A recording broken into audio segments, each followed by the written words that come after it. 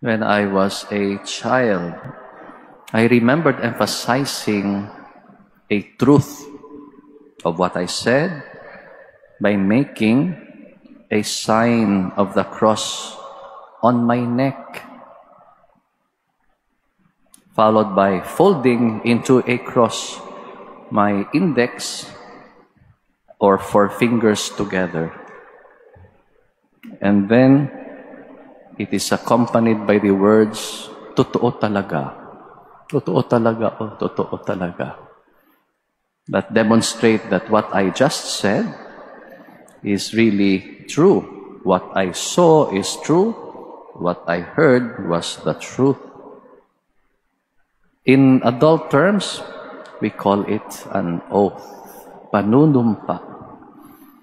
And an oath is not only an oral declaration of truth, but it is accompanied by a hand gesture. No? Alam natin kung tayo ay manunumpa, itinataas natin yung ating kamang kamay. And then, our left hand on the Bible. Raised our right hand, our left hand on the Bible. In the Old Testament, remember that only Jewish males can swear or make an oath.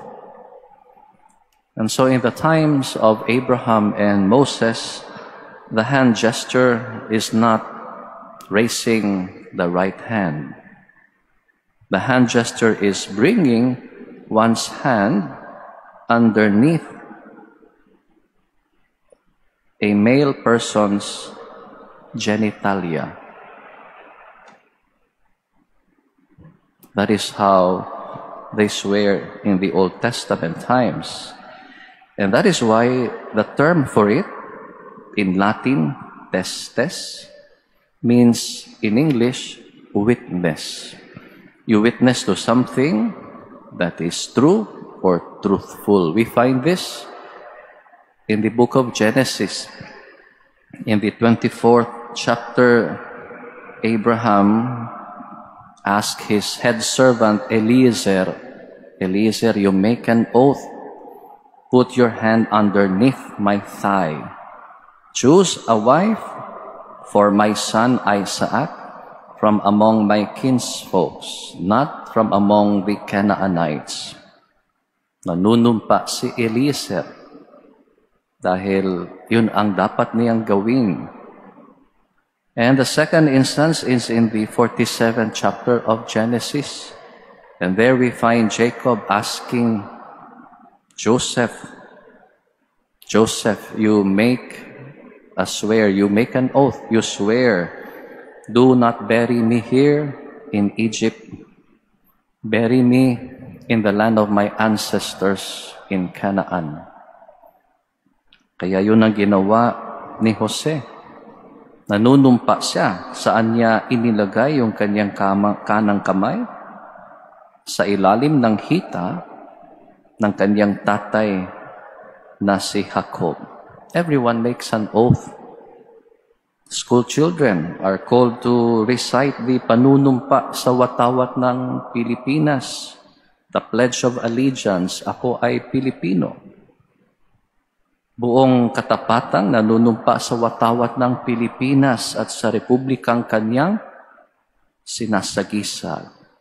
Before persons assume a public office, that person is inducted into it through a swearing into office. I, so-and-so, having been elected so-and-so, do solemnly swear that I will consciously, faithfully discharge to the best of my ability the duties and responsibilities of my office. Athletes recite their oath of sportsmanship. Those to be married, their marriage vows or promises. Kaming mga pari, ang mga obispo, may panunumpa rin. We swear, we abide to promises, to keep two promises for diocesan or secular priests. At the time of ordination, the promise of obedience and the promise of celibacy. Wala po kaming vows, Para sa mga relihiyoso po yan, the vows of chastity, obedience, and of course, faithfulness. Kaya dito malalaman natin poverty, obedience, chastity for the religious, promises of obedience and celibacy for the diocesan clergy. Kaya tayong lahat may panunumpa.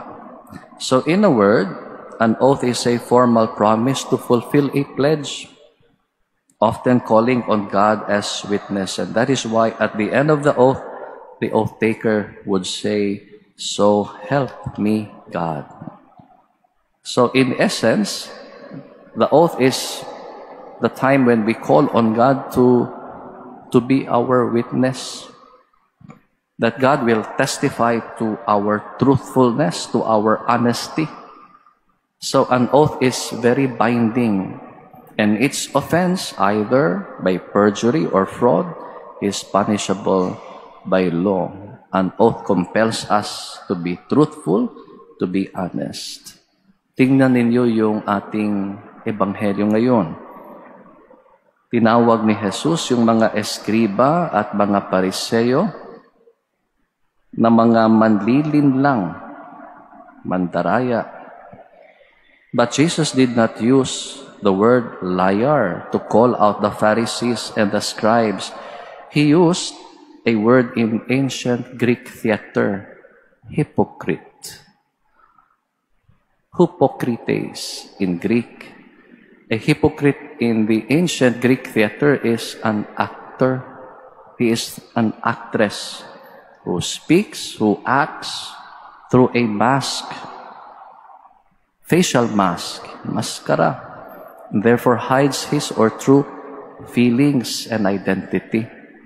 And in Matthew's gospel, it comes to refer to people who behave falsely, false interpreters of scriptures, false religious leaders, frauds, and liars. Maririnig natin si Jesus, tinawag niya yung mga eskriba at mga pariseyo na mga hypocrites, mga nagkukunwa. Marinig natin sa Ebanghelyo ngayon, bukas, at sa araw ng Miyerkules.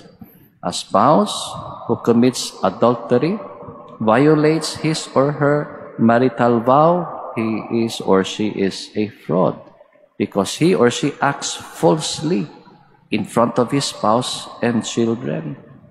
Ganon din sa mga nasa pamahalaan. If they practice corruption, they violate their oath of office. An athlete does the same.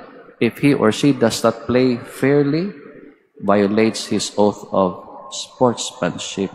He should either be removed from the game or banned from the game or from a game season.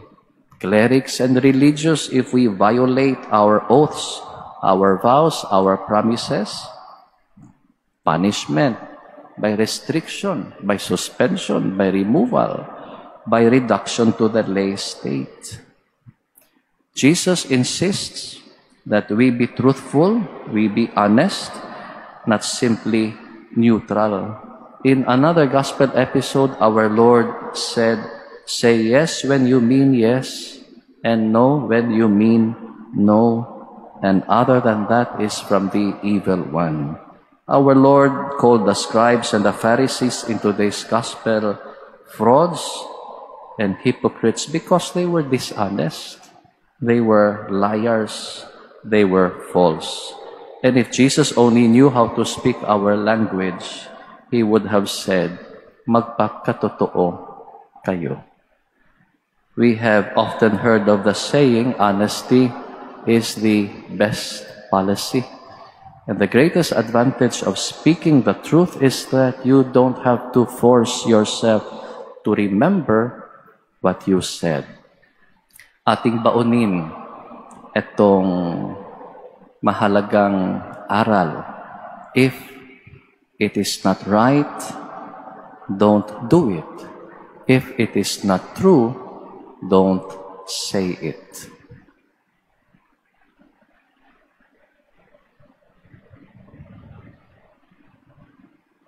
Please